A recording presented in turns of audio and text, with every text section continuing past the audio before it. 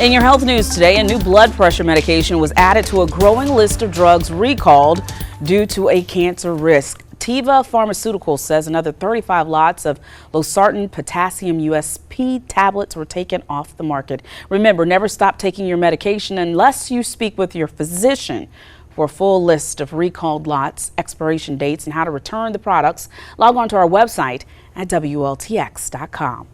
Well, it is the 25th anniversary of National Infant Immunization Week. It is a time to highlight the importance of protecting infants and children from preventable diseases. Medical reporter Rosemarie Beltz is in studio now with our pediatrician to answer questions. Our pediatrician on call, Rosemarie.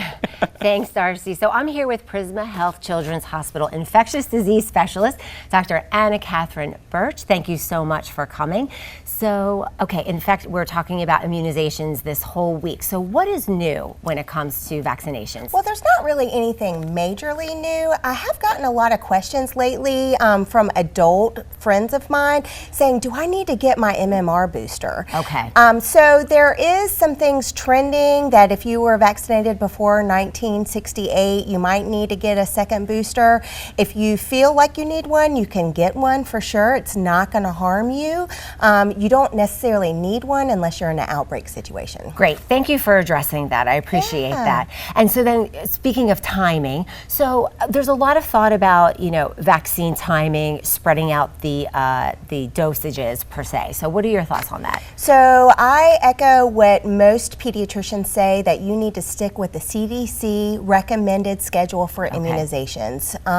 It is time proven. It has been tested by many studies, and it is the best way that you can protect your child from vaccine preventable diseases. Great. Again, so we're going to go ahead and talk about diet, lifestyle, and building up natural immunity, because there's a lot of viewers that believe in this school of thought and, have gotten some misinformation about that. So if you can clear some of that up. Sure. So obviously we want kids to be as healthy as they can. And that goes along with lifestyle, sleep, making sure you're getting enough of that, you're eating healthy.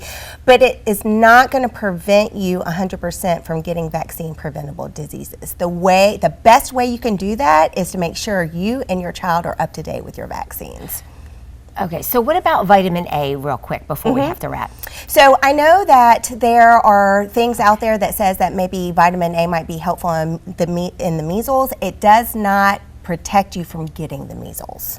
Thank you. Because there was a lot of misconceptions about diet and exercise and natural immunity. And I thought, well, there could be some serious complications with kids that are not vaccinated. If you could just talk a bit about some of those complications of not being vaccinated for healthy kids and for kids who are immune compromised. Sure. So any child who's not vaccinated against vaccine preventable diseases can get that particular disease, and then they can get complications from it. Big ones are meningitis, getting encephalitis.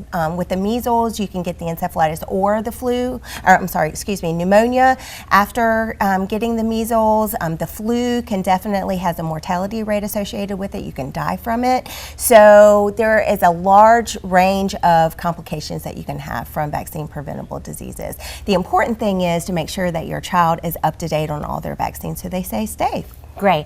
And then for people out there watching who are questioning, they're not vaccinated and they want to get vaccinated, where could they go for that? So the first place you could go is your primary care physician, either your pediatrician, family practice physician, internal medicine doctor. If you don't have one of those, then you can always go to your local health department and they can help you get your vaccines up to date. Great. And also for people that are looking for information on their own, what is some guidelines or things for them to think about when they're looking through this information? So I always worry about people who just Google things, right? Because you never know if that information is correct and trustworthy. I always recommend that parents and for themselves and for their children stay with official websites like the CDC, South Carolina DHEC, the AAP, etc. Or that the information is fact-checked with science. So definitely papers and research that's out there, make sure it's supported by that. Great. Okay, well, thank you so much. This was really, really helpful information. I really appreciate your time. Yeah. And we might have you back again for sure. We're going to talk some more. So I would love that. Thank you. And so now we're just going to toss to Mr. Jim Yandy with your forecast.